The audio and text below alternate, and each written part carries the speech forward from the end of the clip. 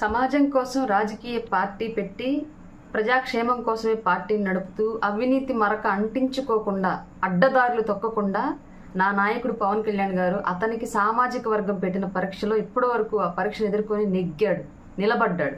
ఇప్పుడు సామాజిక వర్గానికి పరీక్ష.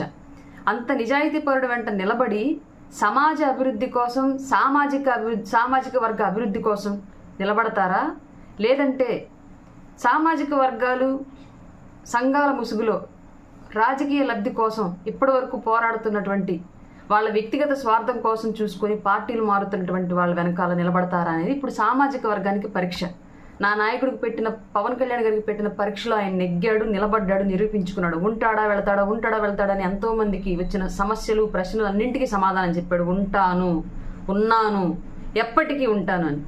ఇప్పుడు సామాజిక వర్గం ఆయన వెంట ఉంటుందా, సమాజ అభివృద్ధిలో తమ వంతు పాత్ర పోషిస్తుందా, వాళ్ళ సామాజిక వర్గ అభివృద్ధి కోసం నిజంగానే కృషి చేస్తుందా లేదా అన్నది ఇప్పుడు యువత, మహిళలు, పెద్దవాళ్ళు, అనుభవజ్ఞులు అందరూ కూడా మీ చిత్తశుద్ధి ఏంటి అనేది నిరూపించుకోవాల్సిన సమయం వచ్చింది.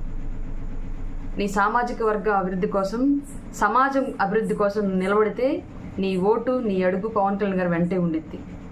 కాదు అని వ్యక్తిగత స్వార్థపూరితమైన నాయకుల మాటలు నమ్మితే నీ అడుగు ఎప్పటికీ రాజ్యాధికారానికి, అభివృద్ధికి అడుగు దూరంలోనే ఉండిద్ది. ఈ విషయం గుర్తుంచుకోండి ప్రతి ఒక్కళ్ళు.